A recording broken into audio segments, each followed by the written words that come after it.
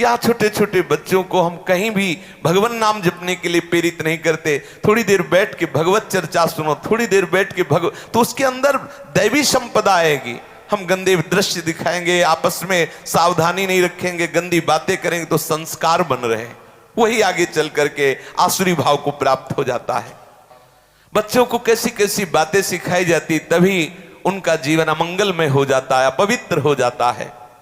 और ऐसा है जैसा आप संस्कार डालोगे बच्चों के ऊपर वैसे ही प्रभाव पड़ता है। ऐसे बच्चे हैं, छोटे छोटे बच्चे हैं, चतुरासी जी 50-50 पद चतुरासी जी के याद, पूरी चतुरासी जी याद है। क्यों?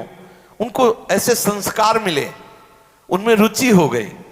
अगर गंदे संस्कार दोगे तो गंदी भावनाएं प्रकट होंगी। ये बहुत ध्यान देने की बात है। सब माता पिता को चाहिए कि बच्चों में दैवी संपदा के संस्कार डाले, वो आगे चलकर धर्मात्मा पुरुष बने, देशभक्त बने, भगवत भक्त बने, माता पिता के भक्त बने। ऐसे उनमें पवित्र संस्कार डालिए।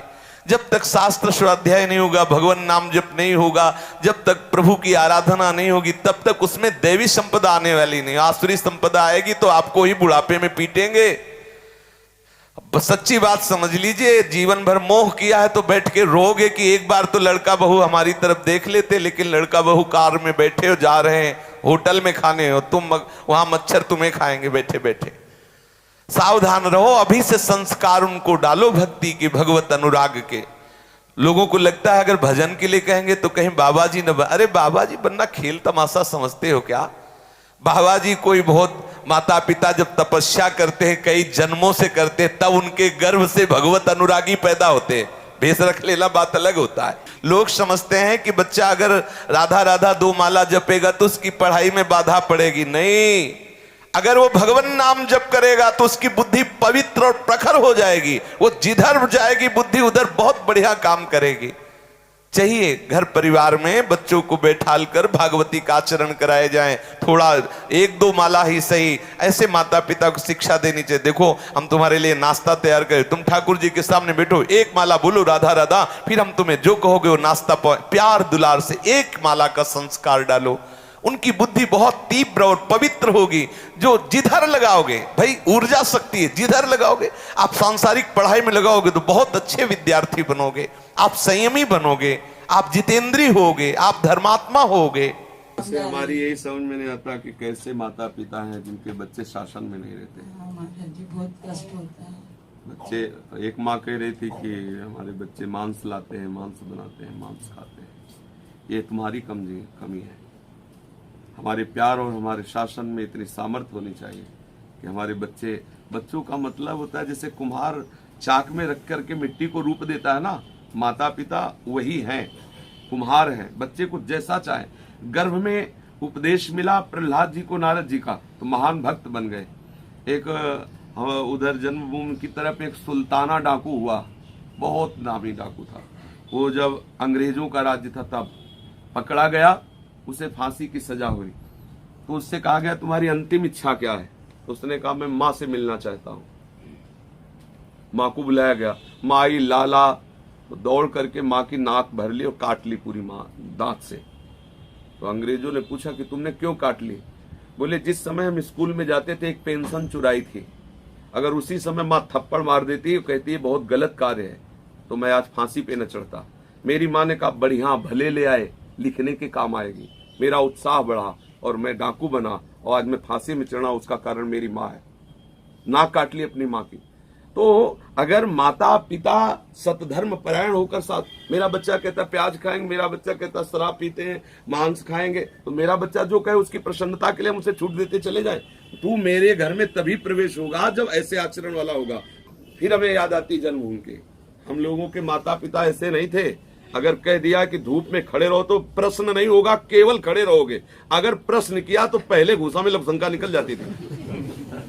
जे भी पीठ में धम्म से और गाल में चट से पड़ा तो सब हिसाब किताब बराबर, और ऐसे ऐसे कांपते। तो बिल्कुल जहां खड़े वहीं खड़े, उसका परिणाम आपके सामने बैठे। जिस दिन हम बाबा जी बने थे वो पिताजी आज बहुत मतलब शेर दिल आदमी, जीवन में कभी अधर्म में कदम नहीं रखा। हमारे परिवार में वंश परंपरा में कभी प्याज लहसुन बीड़ी सिगरेट और सब ऐसा नहीं। तो जब बाबा जी बनने तब उन्होंने कहा खड़े हो, हम भयवश नहीं खड़े हुए। 13 वर्ष के थे तो चिकने गाल और एकदम छोटे थे। हम कहा भाई पिटाई डट के, और हिम्मत करके चुपचाप बैठे रहे, जो होगा सो। खड़े हो, बिल्कुल वो कठोर शासक थे। खड़े। तो हम बड़े भैया कहते थे उनको, पिताजी को, क्योंकि चाचा बड़े भैया कहते थे ना, तो सब परिवार के जन। तो हम कहा बड़े भैया चाहे मार डालो, हम घर नहीं जाएंगे, हम बाबा जी बनेंगे। तो बहुत प्यार दृष्टि से देखा। तो उनका सच्ची बात, हम कहा चलो, हम कहा कह दिया घर ले जाएंगे चाहे मार डालो। तो उनका नहीं, यहाँ नहीं बैठना, हम तुम्हें संत के पास ले जाएंगे, वे तुम्हें संत बनाएंगे, हम घर नहीं ले जाएंगे। जब खड़े हुए तो ऐसे छाती से लगाया उन्होंने, विशाल का शरीर उनका था, छाती से लगाया और ऐसे काफी देर लगाए रखे ऐसे, और कहा हम आशीर्वाद देते हैं, ऊसर में बैठोगे तो भी फूल बरसेंगे। पिताजी ने कहा पर ये ध्यान रखना, अगर किसी की बहन बेटी छेड़ी, जीवन में सुना और हम जिंदा रहे तो पहले हम तुम्हें काटेंगे, जाके ध्यान रखना, नहीं तो घर चलो, सब है, ब्याह करना और भजन करना जैसे सब परिवार के कर रहे हैं। अगर बाबा जी बनना है तो ये नियम ले लो कि जीवन में किसी बहन बेटी को देखा तो हम वहीं काट डालेंगे आके, हमें सफाई की जरूरत नहीं पड़ेगी। सोच लो अभी, हम कहा जीवन में तुम्हें कभी शिकायत नहीं मिलेगी। ले गए, जो गुरुजी ने हमें स्वीकार किया, उन गुरुजी से संत जनाते रहते थे, तो उन्होंने जे देखा तो पिताजी से कहा कहो पांडे कैसे आए, पांडे परिवार में जन्म हुआ।